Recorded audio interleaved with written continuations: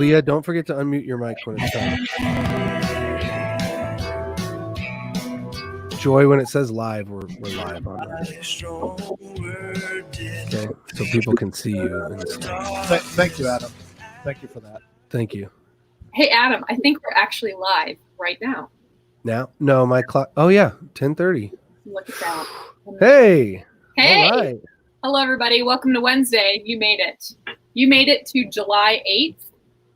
You remember in March when you never thought this day would come? You made it. It's a way to go. Thanks for joining us today. Those of you who are live, glad that you're able to be live with us and are looking forward to hearing from you. If you're in YouTube, you can just put comments right in and we'll be able to see those. If you're watching this on Facebook, the same, just put your comments in there. We'd love to hear some of your thoughts as we go through this conversation today, which really is just about the reality that we're living in. We've been talking for 3 months about what it will be like to be live, back to worship, back to church. I think when we first were talking about back to live worship and whatnot, we thought it would be very different than what it is. I think we thought we were going back to something that looks more like normal than this real slow kind of roll that we're in.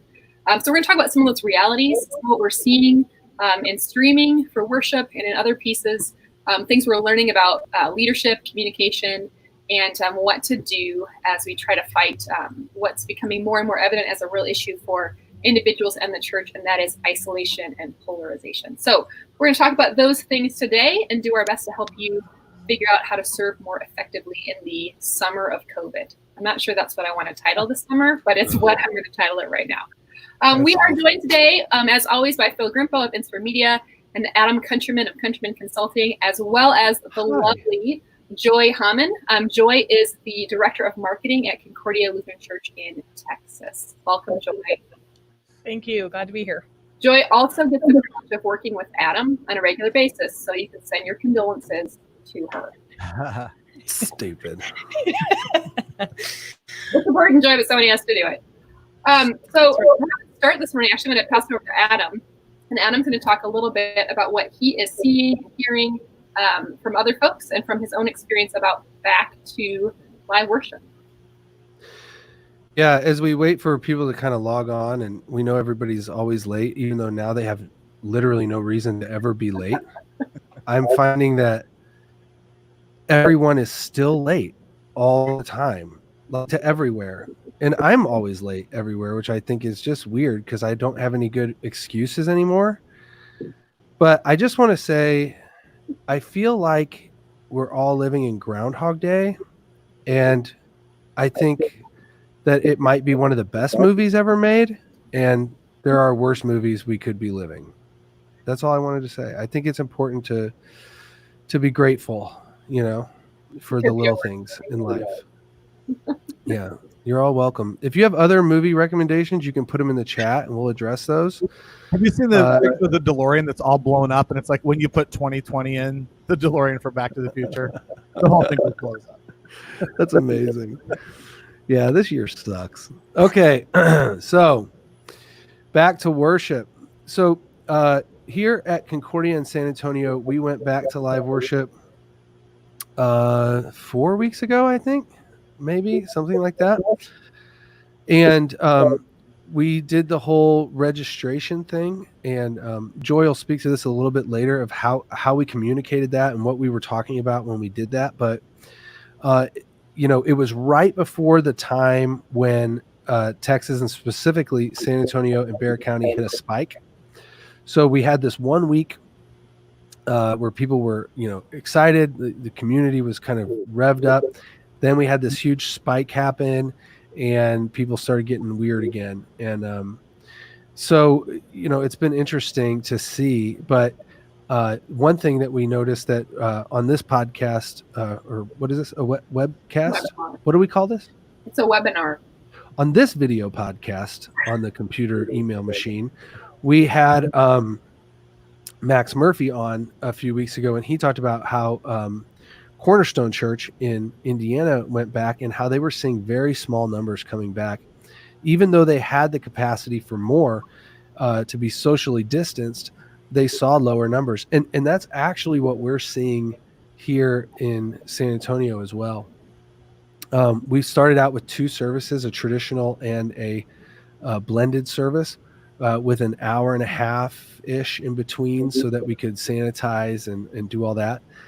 And now we're talking about, well, maybe we could even do one, because we have a large enough room that we could socially distance that out. And we are also finding out, for those of you who are doing registrations, we're using PCO for registrations. And if you don't have PCO and you're not using that, you're doing it wrong. PCO is the best way to do anything. You're welcome. I actually don't get any money from PCO, but I was thinking I should.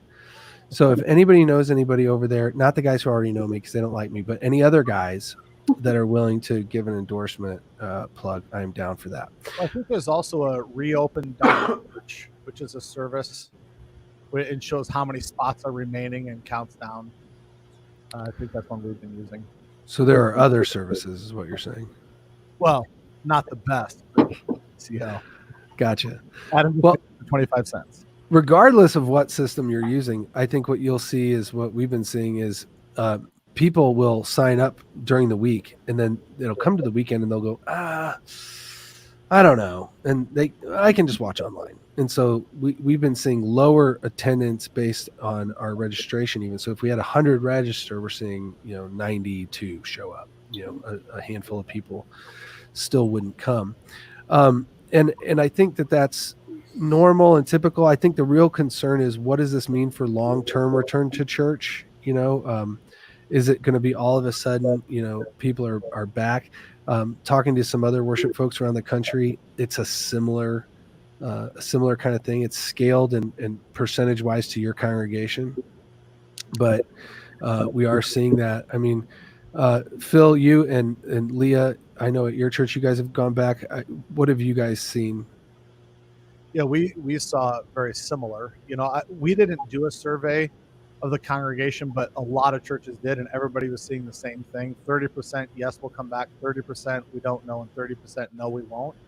Of those 30% that said they will come back, I think registration may have hurt a little bit, because people are like, oh, we have to register. We forgot to register. Can we still come? Or, well, I don't want to steal a seat from someone else. So because maybe I don't want to use the word stronger Christian, but I'm a more involved person, I'm okay with staying at home so that someone else can have my seat. And, we see there's a bunch of people coming. I don't know if there's enough room, or maybe it's full, whatever. And then just nobody came. I don't want to say nobody, but very few. Our traditional services are doing better than the more contemporary services, but we had some major communications issues we'll talk about later as well, as far as moving service times around. And I'm starting to feel like whatever normal is, I think we need to lock our service times in and just stick with that in some way or another. But we were not only moving whether it was online or whether it was in person, but also what time do services meet. And that moved around a lot. So I think there's been a lot of confusion as well. But yeah, I think the idea was, so for us, we had the idea of when we open up, I think it was thought that we have for 120 are going to come back. So on that same weekend, we also made a shift to not live streaming, but having produced a condensed 35-minute service that is on demand. Well, what we saw earlier that week was people weren't coming back, and that this service that's on demand isn't going to work right. And it took us 2 weeks to come back to live streaming, but we'd already jumbled all the service times based on some assumptions that people were going to come back right away. And it's been kind of rocky for the last month trying to sort it out. Now what we've done is settled on our service times back to pre-COVID. We had moved some services around because of having 3 campuses not being able to stream simultaneously on top of each other. So we jumbled some service times. And then when we came back, we said, well, how long is it going to take to disinfect? Oh, probably going to take an hour to disinfect the whole church. Well, the first week we learned it takes 15 minutes. So we didn't need to adjust those service times. We could have kept them. So it's been all over the place, but by and large, not only has very few been coming back live, but the online audience dropped significantly after Easter. I think people, between time changes and what's going on with COVID, and Easter was done and it's summer, it's just like kind of tanked. So it's really tough to figure out where you're going to put your resources. Well, Leah, what have you guys seen with the live return? Because So- we need to talk about online as well. But Yeah. So what was interesting? So after we had our webinar with Max, did I say that right? It's Max, right? yeah. Mm-hmm. That was actually really helpful. So I am not on staff at a church full time, but my husband is a pastor at a church here, and we were just preparing to go back the next weekend. I think after our call. Do you guys think that pastors are kind of like pilots? Like if you meet them or like if somebody's related to them, like like you know, like for some reason Leah had to say like, oh, but he's a pastor. Well, I'm just saying, I'm talking about it all the time. When I may have given some unsolicited advice. Yeah. To my husband. I'm a pilot. With Max. Yeah. So one of the things that we tried that worked pretty well is, so we're doing only condensed services, like super stripped down services. So they had already made the decision to go with like 30-minute services because we were looking at, we could only do 50 people initially. And so we figured that was maybe we have to do like 10 services. We don't really know. And after our talk with Max, I kind of said, I don't think the numbers are going to be as high as what our worship average would be. Why don't you guys cut it down and offer 3 services and then just add services as you need to as those services fill, so that there's a little more, at least a sense that there's people in the room. Because I even see the other piece, even with where we're at now, it feels a little empty in there, And so, so that's kind of, so there are 30-minute services with 30 minutes in between. So it's like an hour, every hour there's a service. And it's like one song as people come in. There's one pastor up front. He does the sermon. We have really condensed liturgy. And then you pick up the little grab and go communion kits. We bought those, and so you grab the beers on the way in, and then there's no offering plate. So that kind of real stripped down thing, I think, did 2 things for us. One, it rolled out pretended it's regular church, so people kind of knew it wasn't regular church because it already obviously wasn't 30 minutes and whatnot. And it also gave us a chance to add, so there was almost a sense of like, I don't know, spaces are filling up, like you wanted to sign up, but then at the same time, they just kept adding services because they didn't want anybody left out. And then someone answered the phone and like a personal person who would sign you up if you're older. So our numbers are pretty steady. This weekend with 4th of July, they were lower. What I thought was interesting is usually I've had to sign up like the day after it comes out or maybe shortly after. And this time I waited until the night before and there were still a couple spots. But when I went back the next morning, they were full. Now, having said that, just like you said, Adam, there's people didn't show. So our numbers have been pretty consistent, but they're still, you figure 7 services at 50 people a service. I mean, that's not our normal worship attendance. That's right. 30% less than normal for summer. Not in regular years, half the size. You said you're doing 7 services at 50 apiece? Yep. We're at 75 now. But they're shorter services. I think that's important to say because I don't know that, and I think we'll talk about this, do with excellence what you can do. And instead we're trying to do the old service way and it's not working very well. We haven't rethought the entire playbook. And I know at our church, people come to, part of worship and going to worship is community. And I think we have a lot of people saying, my life really hasn't changed from not going to church. And if I'm going to go there and I can't talk to anyone, I have to sit far apart, communion's weird. And the second the service is over, the doors open and we get shuffled out. That's not community. I don't need this. Well, I think that's a huge part of what we're seeing too, is that the church experience is not the same, right? So you come to church and it is different. Now, I think we've seen some things that are better.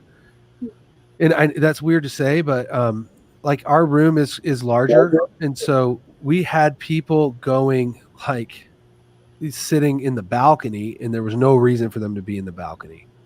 Or like every kind of good Lutheran, they come in and they sit in the very back and there's no reason for them to be back there. So now we're ushering people very intentionally to sit in a specific spot when they come in based on how many are in their immediate family group. And then we space them out. Well, what that's done is it's created this weird thing where even though there's a lot less people, there's better critical mass. And so it's really interesting. Now the singing thing, the participation in worship is going to be hindered by masks. We all know that. And I hope that someday that goes away. As a worship guy, it's very uncomfortable and awkward to hear people singing through a mask. But that is what it is. Now, I think that people go, I don't like this as much. It's not what I remember. It's not the same. We're doing offering on the way out the door. We're only doing communion online right now. So communion services are online. But yeah, they're in and they're out. They're, it's very awkward. More importantly, it's just not what they remembered. So, and I think people remembered church better than what it was. So like when they couldn't come for 3 months, I got to get back there. It was so great. And I think even if we did exactly what we did, we'd be like, I remember this being better. I know this isn't that great. Like I could just watch this at home. And I think that's part of what we're going to be up against. Phil mentioned that the online numbers are down. I think that's pretty true across the board. The novelty is worn off. So the excitement is kind of waned. I think it takes a lot more intentionality to get people to tune in, because your people who you take, not take for granted, but you take for granted they're going to be online there with you. That may not be the case. As we go deeper and deeper into this. Summer affects those numbers. I think people are tired.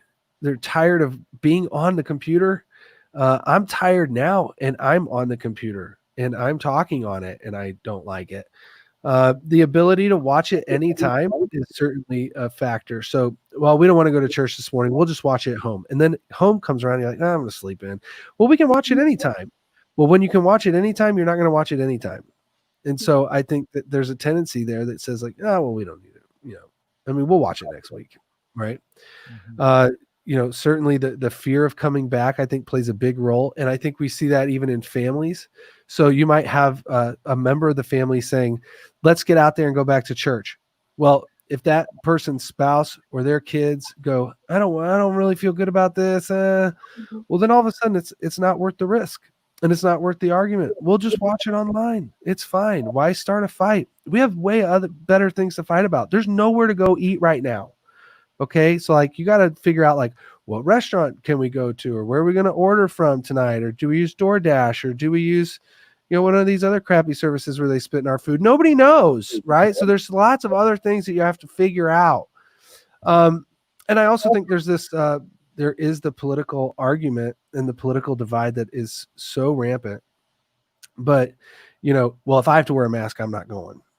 Okay, well, we get that, okay, I understand that that point of view is out there. And then other people saying, well, if there's not going to be masks, then I don't feel safe and I don't want to go. And so I think it's just weird. It's different. And I'm just not sure. What we're seeing is that the people who are coming to the live services really want to be there, and they're really grateful to be there, and they seem to really enjoy that. And so that tells us, well, this is worth doing, even if the numbers are low and even if there's these other obstacles, because these people are leaving with a sense that there is not only a hope for getting back to normal and a hope for getting back to some other things, but a genuine hope that they will be okay, and they can be reassured by that. Adam, you made a comment when we were chatting the other day that part of the struggle is that what you said earlier, the experience is not what you want it to be, right? Trying to sing through a mask, not really getting to chat with people after, not be able to hear people saying, all that kind of stuff. I mean, have you guys tried anything, or are you trying anything to say, okay, what can we do to just up the experience a little bit, to make it a little better, to make it, I don't know. I mean, I'm just curious what you're trying to prove that experience, because we all know it's not what we want it to be. So we're trying to make it more fun to watch. As far as the musicians and the band and the people doing that are concerned, the messages, the pastors carry a lot more weight on their shoulders now than they ever have before, because we know that we always have been in our goals always have been not entertaining or a one-way communication, but to encourage involvement. Well, when that becomes limited, you have to work a little harder, or you accept it for what it is. And I think that's part of it too, is you kind of go, like Phil said, do what you can do. But don't try and jump the gun and go into a whole thing that you're not equipped to handle. Yeah. And so for us, it's been, let's have fun. Let's have people relax. This is going to be what it's going to be.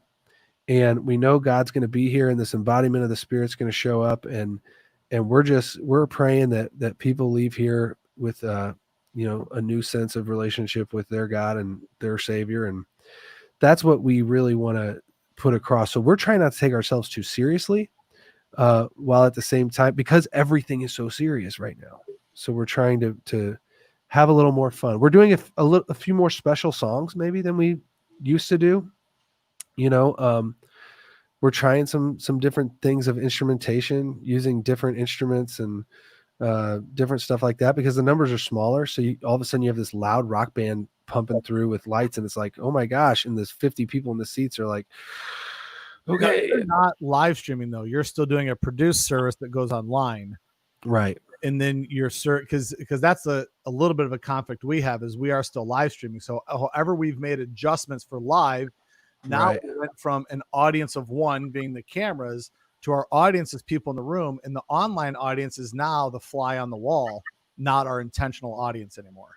Well, I think that is a great point. Like, who are you talking to? Yeah. Because if we were live streaming, we wouldn't do things the same way. Yeah. Right. So we have 2 different productions, actually 4 different productions every week, because we have 2 different worship styles we're tackling right now. Right, which is tough. And you have to look at the sustainability of that too, because I've been amazed at how quickly people were able to break habits. I mean, it takes a long time to get people in a habit. They break a habit. And then you may be looking and saying, if we do this for the next 6 months, is this now what we do at our church forever? Right. And Yeah. are we really equipped to do this forever? Because when COVID started, I honestly thought, I remember we had events that were for June. I'm like, that's in June. This will be over by then. Never thought it was going to go this long. And now who knows? Yeah. I think that's the thing, so I think people are getting burned out, and we have to pay attention to that. yeah. Well, I think, Phil, I think that's a great segue maybe into what you were going to talk about a little bit, which is, what matters right now, and what are you doing well right now in this season? And Joy, if you could just kind of keep your voice down and not chime in so much, that'd be helpful, because you're a little distracting.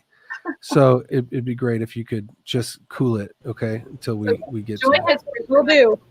not just all this like talky. Like when she speaks, it's going to be like, listen, Joy's talking. That's right. or a deer is going to run through her backyard and she's going to get distracted. I think right now what I'm saying is communication. We have to be communicating as well as possible. I know just in our experience with trying to, unfortunately, we're put in a mode where we are reacting and not leading. And I think that we were in a sense, we being the church in general, even population in general, it's very hard to lead, because any declaration you make could be completely upended by someone higher than you, be that your mayor, your governor, president, whatever. So anything that you plan is probably going to fall through. So it's hard to lead. So we're reacting. But I think that and Joy, I'd like to hear your thoughts on this from a communications person, is how are we communicating what our thought process is? Why are we doing what we're doing? So here's why we're creating a special service for people online and doing a different service live. Here's why we've changed our service times. Here's what led us to that decision. So people understand, and they just don't feel like you're coming up with a new rule every day, like everybody else is coming up with a new rule every day. The church, when we started our service, 211, it was supposed to be multi-sensory, and one of the people involved in the planning team said, I want to throw away the playbook, and every service is different, and we're not going to do the creed, and we're not going to do the Lord's Prayer, we're not going to have a liturgy. And I said, well, the problem is, I think the world changes so much. The one thing I like is stability of worship. I know what's going to happen. When I go there on Sunday morning, I know what this is about. So we were very intentional about that the last 10 years. And now all of a sudden, church has been like everything else, where I don't know what's going to happen this week. I don't know if my Bible study is getting together or if we don't have people and we're canceling it. I don't know what time church is. Is it live? Is it online on Sunday morning? Am I doing it Sunday night? So the stability of church being something we're comfortable with has changed. And that concerns me a bit. So how do we communicate well? We only have one thing going on for the most part, and that is worship. A lot of the programs have been shut down. So I think it'd be important to be talking about what our thought process is. And I know that our high school here, it's interesting. The public schools have made changes constantly on saying this is when we're starting or what we're doing, and that's always changing. What the Lutheran high school in town here did is they said we have a 4-color system, and when the government says X, that puts us in this color, and this is how we will behave. And when they say X, that's this color, and that's how we behave. So we kind of know here are the 4 possible scenarios of how they're going to react when different key points happen or indicators happen. I think that may be an approach that churches could say too, if X, then we plan to do Y. I don't know. Joy, how have you guys been communicating? And I feel like the rule of communication multiple times, multiple ways becomes really important here. Other than your standard email blasts or whatever. Right. I totally agree. And before I have a couple things I want to share about that. Before I get into that, though, I really do believe in the value of trust. I feel like our congregation especially our senior leadership has built trust over the years. And so we don't necessarily always have to explain why we're doing this. Our congregation is just trusting that we're doing the absolute best we can with them in mind and their hearts in mind. And how can we remain true to Concordia, still try to reach new people, kind of exceed typical expectations all the time. And so I think that trust plays a key role in us being able to be creative and try new things and not necessarily always needing to justify, we are going to produce an online service instead of doing it live. I believe there's been a few questions about that, but overall, thankfully, we're at a place where the congregation trusts us, and we try not to take that for granted, and we do our best to maintain and keep that trust. But you were mentioning about, repeating your message. I brought three things that I think are important when communicating and that our team often talks about. The first is send the same message in a variety of ways. So, you talked about an email blast, posting on social, creating a video, post it on the website, send a text. People communicate and have a preference, all different kinds of preferences. And so whenever we have something, we try to disperse those among all those different ways and kind of cater the message to, it's the same message, but display it a little bit differently depending on where it is. So, we have the congregational email. We've had instances where we have people sign up for a text message, Facebook, Instagram does well. Some people are going to see 4 of those ways. Some people are only going to see it one time, depending on what they're subscribed to. Our senior pastor, Bill Tucker, whenever he does a video post, they do extremely well because people can see him. It's personal. They can see his face. They can hear his voice. They miss him, and he speaks directly to who he's talking to, and you can just see the emotion that he misses them. And that message I always think is very comforting to our people. And so a variety of ways, and then you're just going to have to repeat yourself, like you said, over and over. And that can feel like you're doing it too much, but we all know that we're bombarded all the time. So, and I believe that what we have to say as a church is extremely important. And so we've got to kind of fight our way in there to take up that space.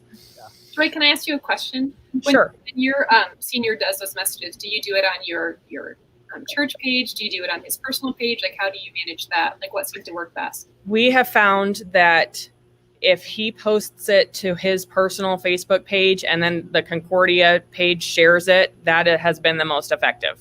Now, we don't do that every time. We kind of save those for the most, because if we did it all the time, it would lose its traction, right? So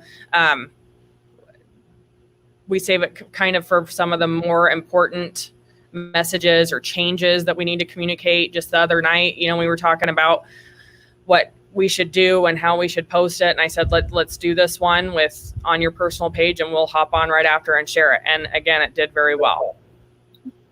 Thanks. So a lot of that is social, though. I mean, that's what I'm hearing. Probably your best communication strategy has been social and big and bold. Yep. And then the other way is the email, the congregational email. We've kind of gotten into a rhythm. I think that's important too, is a rhythm. Usually Tuesdays is when we send out the email about registration for this upcoming weekend is open. That's kind of how it has fallen. It gives us a little bit of time to adjust anything, think about the weekend, and then communicate that. So that's an important element too. Well, and why the reservations have their issues, they are very helpful to us in terms of worship. So like I see Alana's question here, it's not that it hasn't worked. It's that you can't expect it to just be a silver bullet, right? So the registrations help us from the standpoint of going, okay, well, this is how many people we know that we can expect. Now, we're probably going to get fewer than that, but we might get more than that. And so, like, for instance, if we know that we can put 300 people in a room, socially distanced, and we get 300 people that sign up, and we have to close that registration, well, now we know we should probably open another service or another venue. Now, in reality, 260 of those are showing up, maybe a little less, but it also is how quickly did it fill up, right? So like if we released it on Tuesday and by Tuesday night it's full, well, now we can open up another one Wednesday or Thursday and we see, okay, well, these are a little better. We had discussed maybe not doing registrations because we thought maybe it was hindering. People were saying, oh, there's only so many seats, and like, I don't know if we talked about it on here or not, like, do I want to take a seat from someone else?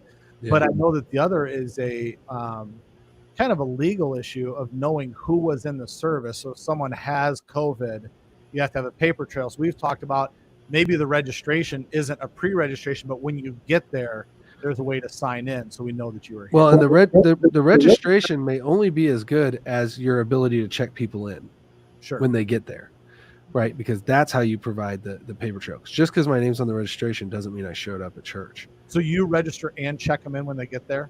Yeah. Yes. Mm-hmm. And that's where the PCO part comes in. Right. I like the registration, I'll say, as a member, because I have a sense for how many are going to be. Like, I don't want to show up and not know.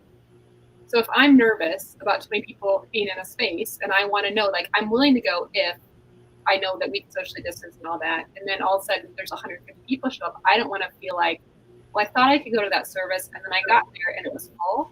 So as a member, it makes me feel safer personally to sign up because then I have a sense for what's there and that there'll be a seat for me. I think that's interesting because I think there's, like Adam said earlier, we are on complete opposites. People who say, I won't come unless you're wearing masks, and people who say, I won't come if you're wearing masks. Because I may look at that number and say, there's only 20 people coming. I'm not going. Right. I don't want it to be empty. I want it to be more full. So whatever you do, there's going to be someone who doesn't like that or does like that. I have a feeling what's been interesting is I don't know how to read people anymore. There is no general consensus of how people will react. Right. They would go completely opposite. Someone you thought, I had a guy in here the other day who they've been doing drive-in services ever since this happened. He opens up, they have some trailer, they open up the side and he preaches from the trailer, rain or shine, and the congregation drives in their car and they do FM broadcast. They've been doing it since March. He said now that they're doing this service, they will also broadcast the audio to outside. He said, I was surprised. People I thought would definitely come in are still sitting in their cars. And people who I thought would never step foot in this building until there was a vaccine, they're in the building. I have no idea how to read my people. Mm-hmm. Well, I think the positive of that is we're being forced to, like, you have to actually talk to people and listen to them as opposed to sticking people into these big chunks and these big categories because we just don't know. And I mean, categories are helpful, but now they're out the window. So the positive in that is an opportunity to say, how do I ask this person, where are you at and how are you? Instead of just assuming I've got a big chunk of people in this pile over here. Yeah. Yeah. One thing that when we're talking about registrations and check-ins that I want to just mention is one thing that we really had to think about in workshop advance of was if we had people register when they got to campus, how can we do that and maintain social distancing, right? So with our setup, they've registered. We have people come in and come up to our Start Here kiosk to check in. We have a staff member keeping other people for just a minute from coming up right behind those people until they turn and go into the service. So with all registrations and check-ins, you just want to be sure that you're able to maintain what you're telling your congregation you're going to do and not just worry about once they're in the room. You got to think about from the time they park their car, how can you maintain that safety from when they get in. But the other thing I was going to mention about communication is being clear, concise, and honest. So like I said before, we've got a lot of information coming at us all the time. And so when we do communicate, it's important to be concise because I don't believe that people want to spend a lot of time reading a message. So be clear in what you're saying, keep it short, and be honest. You know, we were talking before about how different worship is. And so when that first week came, our senior pastor shot a video and he talked about, please don't come expecting that this is going to be just like it was. You know, we are going to ask you to wear a mask. We are going to ask you to keep your mask on while you're singing. We're going to exit differently. You will need to register, you know, so just being upfront helps maintain that trust I was talking about earlier, setting the expectation and letting people know. And then again, he had to encourage people in the high risk category. I would love to see you, but if you are high risk, I would really ask you to prayerfully consider continuing online worship, you know, and that can kind of be a tough ask because, you know, obviously we miss everyone. We want to see everyone, but people also need to be honest with themselves. Where do I fall? And we just want to be sure they know what to expect when they get to Concordia. You know, Adam mentioned earlier that we talked about depending on how this weekend's attendance is, you know, we may consider moving to one service, letting people know that in advance just to kind of keep them posted. So next week when we communicate that, we've already kind of planted the seed that this could be coming. And then the honesty, we had another member of our pastoral team early on. He did a Facebook Live video and just talked about how it's okay not to be okay. And having someone in that leadership role just come out and say, this is a difficult time. You know, people loved that honesty and transparency, and that did really well. And it made people feel better a little bit about what's going on. And so that was a great use of communication with a lot of different people at once. The last point I have is continue to evaluate and evolve. So what kind of response are you getting from your communication? Are you getting a lot of questions? Are you getting a lot of confusion? And if you are, kind of take a step back and say, okay, next time we communicate something like this, we need to consider these things. It's a great time to continue to try new things. And from the beginning, our senior pastor has said, let's view this as an opportunity, not as a disappointment, as a burden. Let's use this for the good of his kingdom and see this as an opportunity to try different things. And if it doesn't work, you know, move on. But we might be surprised about some of the things, the creativity that we're allowed at this time to really try to find new ways to reach people. So keeping that in mind when you're communicating, I think is important too. It's hard to stay positive all the time. You know, it's a difficult time and people are tired and they're frustrated and lonely and isolated. And so when we're communicating, again, we want to be clear and honest, but at the same time, provide some type of encouragement that this is a season. It is, we don't know that when the end of the season will be, but in our communication, try to, you know, remind people of the hope that we have in Jesus and remind them of that. So keeping that open mind about creativity and seeing this as an opportunity. And then nobody's doing it perfectly.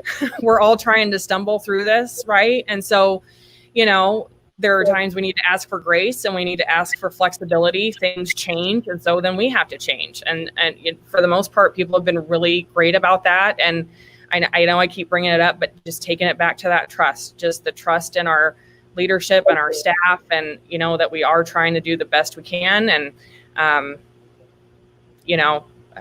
that's important to maintain during this time when you're communicating. So I think that's a huge point. The fact that a lot of, I think, the dysfunction happening around this is around people feeling like they can't trust the people that they want to be able to trust. And some of that is, I think, sharing information before information is clear, or making one decision then changing it, and all those things. I'm curious for you all at Concordia, how are you? What are your lines of communication look like so that you can maintain that trust? Because one thing I've seen break down in a couple churches I've been having conversations with is there's somebody sent out an email and this is what we're doing, and then, oh, that's wrong, let's change it. Or there's a change every week. And Phil kind of talked about that earlier, changing worship times and stuff.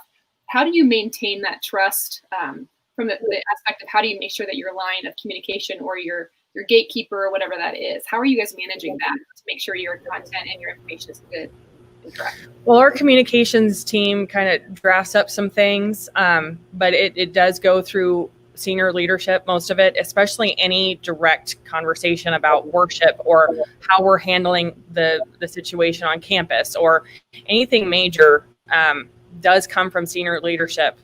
And people know their faces. They, again, trust them. And so, we meet either Zoom or in a socially distanced meeting weekly to talk about, this is our strategy this week and this is our planning and things like that. But it is important to us that our main communication comes from senior leadership all the time, because that is the voice that, they want to know who this information is coming from, and it helps keep us unified. I'm not out there saying this and another staff member is saying this, and we try to maintain that unified message. And to do that effectively during this time, we go through senior leadership so they see that we're all on the same page.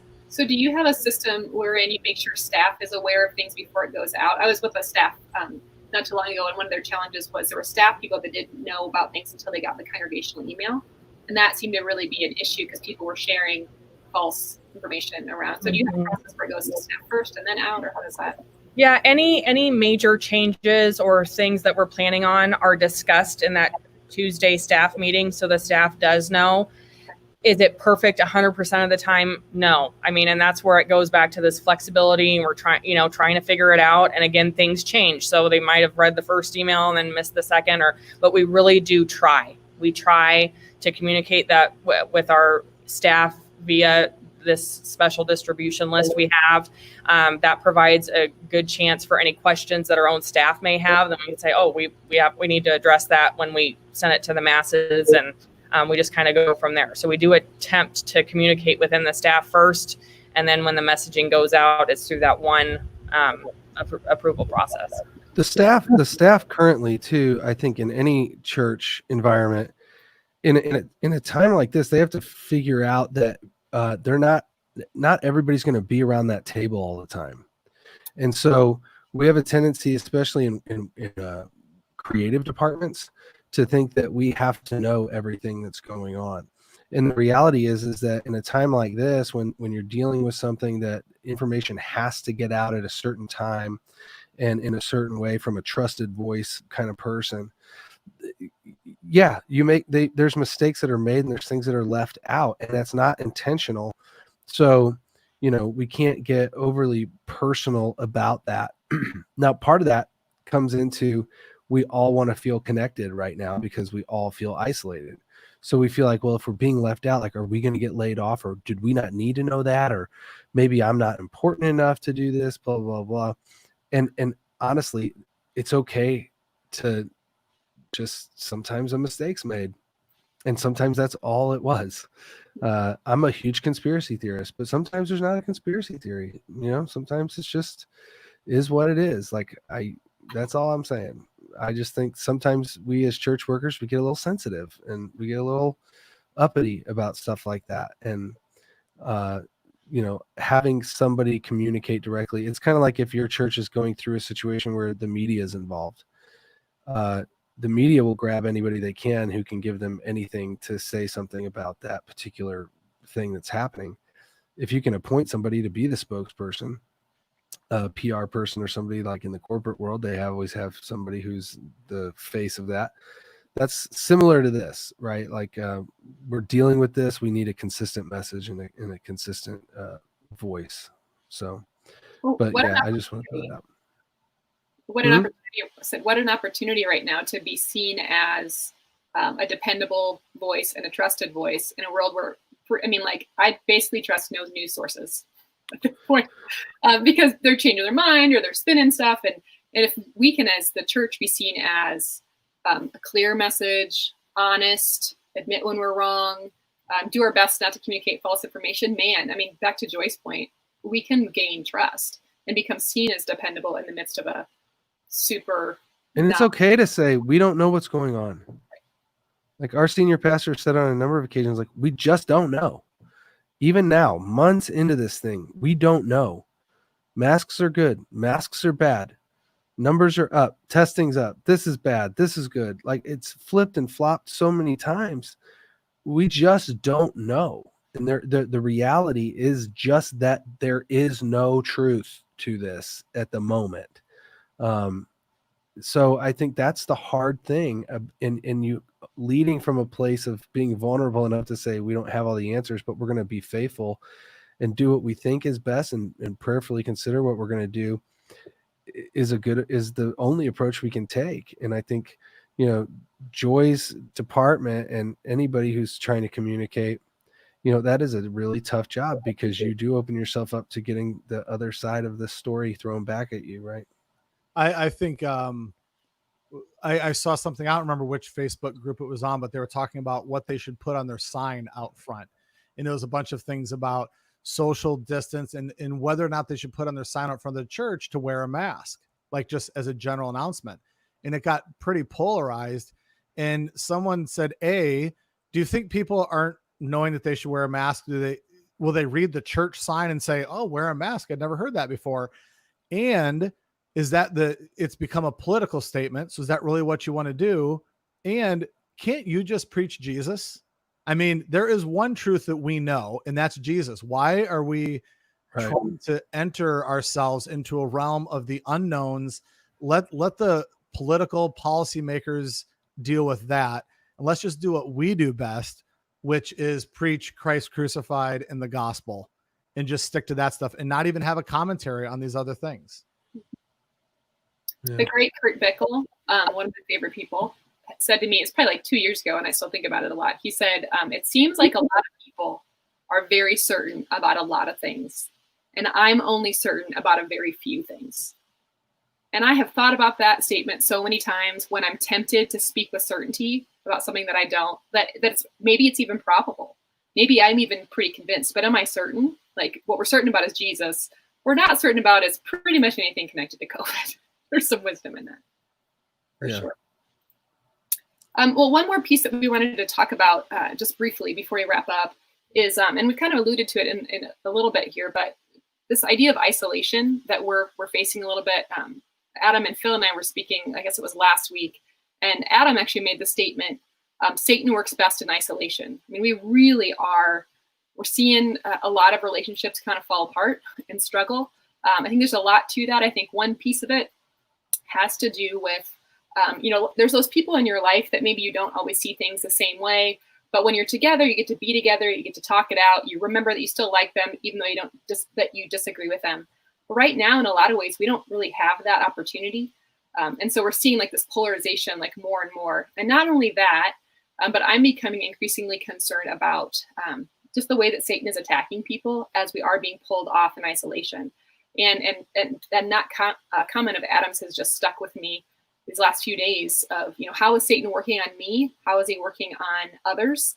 And what can we do when we don't have that battle tool of community the same way that we have? What do we do with that? And so I've spent a little time in a few different places kind of thinking through what can we do right now when the way we're used to gathering, the way we're used to being together is just not, it's not possible.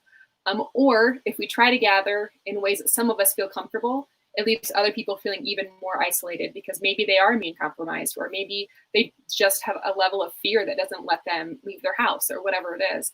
And so I want to talk a little bit about how we might combat that, or how some principles for maybe thinking about that for fighting isolation. Because it really, for you, if you're a church worker watching this, if you're feeling isolated, you are, even though you might be seeing some people now and then, Satan might be working on you. There's this assumption that a lot of us, I think, might have, that the conversations we're maybe having in our home or with our 2 or 3 friends that we maybe are spending time with during this time, that everybody else we're friends with is feeling or thinking the same way, and they probably aren't. But we get these little echo chambers we've got going on. And so how can we fight that isolation, primarily for the purpose of the gospel, primarily for the purpose of not letting Satan have a heyday and mess with the church, because he is certainly trying to do that right now. Just a couple things that I'd like to encourage you to do as you're thinking about just some strategies that you might use with your church, with your friends, with your neighborhood. And there's kind of 4 things I want you to think about. We need to be more intentional right now than ever about fighting isolation. It's not just going to happen. So be intentional, make a plan, and think about that. The thing we've been saying since the first one of these webisodes, clarify your priorities. What matters to you? What's important? Maybe fighting isolation is not the biggest issue that you're seeing, the highest priority for your congregation right now. Okay, then move this down the list. But if you're starting to see that, you're starting to see division and fracturing, if you're starting to see people move into depression and deeper anxiety, maybe this should be a priority for you. Then spend some time brainstorming those strategies. I'll talk a bit more about that in a second. And then actually implement it. So this last week, I walked outside. I have a garden and I have some flowers like daisies. And if you know anything about daisies, if you don't cut them, you just leave them out there, what happens is they get, eaten up by bugs, and then they're ugly. And daisies are supposed to be cute and pretty, and then it's super depressing. So you got to cut them. They're meant to be cut flowers. So I thought, I should just get some mason jars and do some bouquets and deliver them to 2 or 3 friends and family members, or friends and congregation members who I haven't seen, who I just kind of am feeling disconnected from, and one who's just seriously homebound because she has a lot of health issues. So I thought I should go do that. And I just have to say that there are about 5 different times that I talked myself out of it. Well, I won't do that because what if they don't like this? Or what if it doesn't really matter? Or what if, but I'm just going to say whatever you brainstorm, whatever you decide on, do it. That's my implement point there. But what if your flowers get eaten up by bugs before you get to their house? Well, then don't give them ugly flowers because nobody wants ugly flowers then. But they still get the jar. Still get the jar. Here's your jar. Happy 4th of July. So here's just a couple things to think about in that. I would encourage you with some kind of group of people, in a Zoom meeting or whatever, to engage a variety of perspectives and ideas to do some brainstorming. What can we do with where we sit as a congregation, as a community? What can we do to help fight isolation that some folks that we care about are really struggling with? So engage a variety of perspectives. Don't just go into your echo chamber of people who think just like you. Secondly, simple is best. Don't get overly complicated because then implementation is difficult and participation is difficult. So be simple, keep it simple. My strong encouragement to you in trying to fight isolation is to, as much as you can, make it tangible or physical. So we've talked a lot about worship streaming, emails, Facebook messages, and all those things, which are super helpful tools. But I do think there's a hunger, like a growing hunger for people for something more tangible than that. When I go to church on Sunday, I see people, but when the pastor tells us to turn around and look at each other, wearing our masks or not masks or whatever, but to turn around and look at each other and wave, like I need that. I need to know that the person's in the room and to acknowledge them. I want to see that person, not just a picture of their profile picture on Facebook. So if you can think of something tangible or physical, like I delivered flowers and my 8-year-old drew happy 4th of July pictures. And so we just delivered them to 2 houses. It wasn't even a big, huge thing, but do something tangible or physical if you can. Send a care package, whatever. And then I'm going to say this to you, church workers. I love you, and I have been you, and you are hogging the real ministry way too often. What I mean by that is you're deciding on the things you think are the most important, and then you're doing them, as opposed to encouraging, including, pulling people in, and having them do the real work. Maybe you're coordinating, but they're doing the real kind of ministry, person-to-person connection. Even if that person-to-person connection is writing letters. So for instance, I love that so many church staffs are just picking up the phone and calling people, I think that's awesome. I would encourage you to also, in addition to that, have other members of your church who are talkers make those calls. Let, Betty, who's 70, who's sitting at her house and is bored and lonely, call Betty and say, Betty, could you call these 10 people? How come there's no young Bettys? I know an Edith who lives in town near me. She's like 30 and she's Edith. But every time we talk about an old lady, it's always like, well, have Betty do it. I wrote a song that had an old lady in it and her name was Betty. Well, there you go. That's short for Elizabeth. So huh? You can start calling your wife Betty if you wanted. Betty? Betty. It's short for Elizabeth. I was like, my wife's name is not Elizabeth. Oh, right. But you could call your wife Betty if you wanted to. Yeah. Yeah, she would love that. Stop hogging the road ministry. Involve people, include people, give them opportunity. And then I would say, where possible, connect people to serve together. So here's an example of what I mean by that. Maybe there's 2 families that are usually in the same small group. And we have a lot of families that are struggling, especially with little kids with, I can't really get together because I can't get my 2-year-old to not touch everybody or stay 6 feet away. So if there's a way that you can get maybe 2 households and say, hey, could you guys together take care of these, delivering fresh baked cookies or making phone calls or drawing pictures and making cards for these 10 people. If you can get 2 families to do that together, I think that's even better. Actually, going back to our conversation about online worship or online Bible studies for those that are offering those, I see a lot of some of our older folks that live alone. Some of them have paired up. So they get together for lunch or whatever. They don't hang out with all of their friends, but they have 1 or maybe 2 friends that they're kind of trying to do life with and have interaction with. I think there's something needed and powerful there. Maybe it's saying, hey, find 1 other family and encourage them to watch, whether it's a watch party or it's a live sitting in your backyard on a laptop party, but maybe you watch worship together. But getting people, we can't get everybody together, but maybe we can gather some smaller groups. So if you can connect people to do that service together, I think that's really valuable. And then the last thing I would say is let it go. So if you have some ideas, you have some, you maybe have a group of people that comes up with some concepts, don't try to control it. Just let them do it. Instead of saying, okay, everybody, we're all going to do flower deliveries to every homebound family, and they're going to look like this, and you're going to use mason jars. Maybe instead you say, hey, here's 10 families that decide they want to do something. And those 10 families, you give them the tools to do it, maybe some resources, and then send them off to do it, and then celebrate, have a Zoom meeting or whatever and celebrate what they did. But let it go. Don't try to be in charge. Isolation is huge. The numbers are, the anxiety numbers, the depression numbers, unfortunately, some of the suicide numbers are going up, and this is not something we should ignore. So I would really encourage you guys to think about how you might chase that. And then one more thing, I've got a little 1-pager resource that I've been working on for if you have small groups and how do you let them connect in this time of disruption.